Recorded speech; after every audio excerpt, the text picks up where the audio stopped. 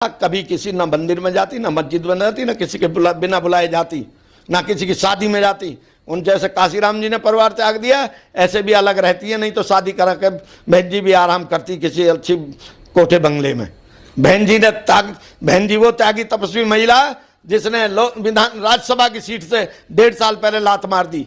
कोई एक मेंबर की सीट तो छोड़ना चाहता नहीं है। देखिए चंद्रशेखर जी तो अभी बेचारे ट्रेनिंग ले रहे हैं, वो नेता है, हमारे नौजवान युवा साथी है, हमारा पैदा किया बच्चा है। हमने उसे समझाया है कि वो तो गलत काम किया उसने, लेकिन भीम आर्मी बना के रखता, मजबूत रहता, भीम आर्मी से पूरे देश के अंदर उठाए ढोलता, एक बहुत बड़ा लीडर बन जाता। उन्होंने पार्टी बना के अपने आप को बहुत जल्दी कर लिया छोटा। 2 सीटों के लिए तो हाथ जोड़ के मांगते रहे कि 2 सीट ही दे दो मुझे। अफसोस की बात है, राष्ट्रीय लीडर होने की बात कर रहे हैं। ये कैसे कह सकते हैं बहन जी बीजेपी की टीम है? बहन जी एक विचारधारा है, बहन जी एक विचारधारा बाबा साहब की विचारधारा को लेकर चल रही है। भारत के संविधान के साथ देश की एकता अखंडता को बनाए रखना चाहती हैं। वो विद्वान राजनीति के दूरदृष्टि वाली व्यक्ति है। बीजेपी की बी टीम कैसे हो सकती है? देखिए हमेशा बहन जी जब भी बीजेपी के सहयोग से सरकार बनाई है तो बहन जी ने देखिए पहले नंबर तो 98 में माननीय अटल बिहारी वाजपेयी की सरकार को 1 वोट से बीजेपी की गिराया। ये आप कम ना समझें।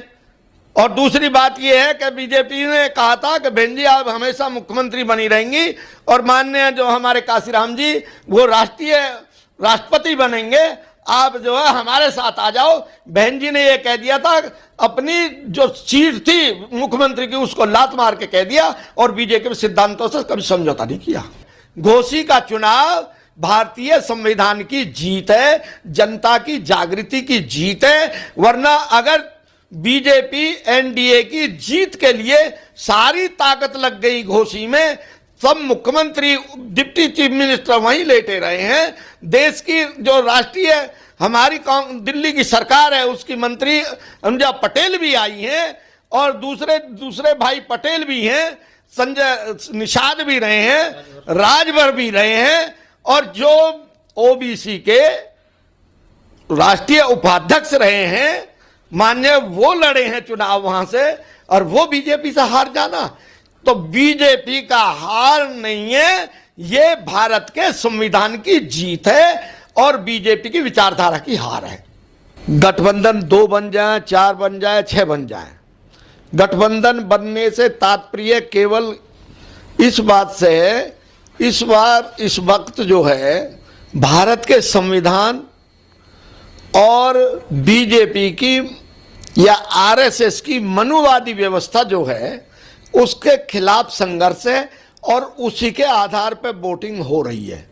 जनता जान चुकी है कि भारत का संविधान जिंदा है, बाबा साहब डॉक्टर अंबेडकर की विचारधारा देश में जिंदा है तो देश सुरक्षित रहेगा, अधिकार सबके सुरक्षित रहेंगे और सब देश प्रगति करेगा, भाईचारा बनेगा, प्रेम बढ़ेगा, देश की एकता अखंडता को कोई खतरा नहीं है।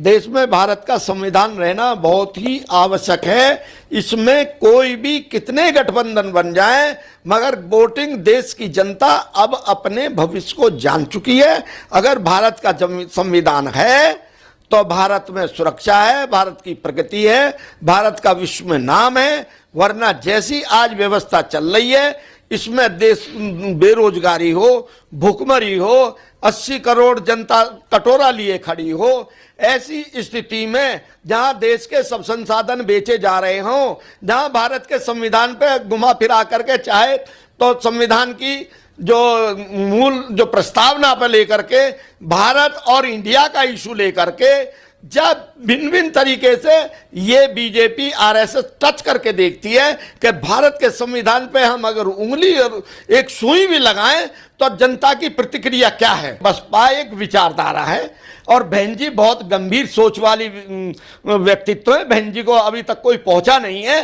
बहन जी की बहुत अच्छी सोची समझी ये जो नया इंडिया जो दल वो बना रहे हैं उसके प्रति यह संकेत देना है कि मैं शांत रहती हूं तभी आप जीत सकते हो, या तो मैं साथ आऊंगी या मेरा सहयोग लोगे तभी आप भाजपा को हरा सकते हो, यह संकेत दिया है। और बहन जी की बहुत सोची समझी राजनीति रही है कि भारत के संविधान को जिताया है। बाबा साहब के मिशन की जो बाबा साहब का जो मिशन है उसको जिताया है। ये बहन जी की बहुत अच्छी सोची समझी और दूरदृष्टि का परिणाम है, जो आज हम समाजवादी पार्टी को जिता के लाए हैं। इस देश में परिवारवाद, मैं आपको बताता हूं, जब कांग्रेस की सरकार रही तो जब तक पूरा परिवार कांग्रेस का रहा, और आज भी बीजेपी का कौन सा परिवार नहीं है?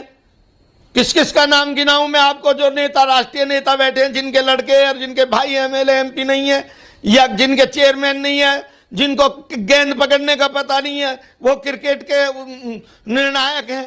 क्या अजीब दास्तान आप कह रहे हैं।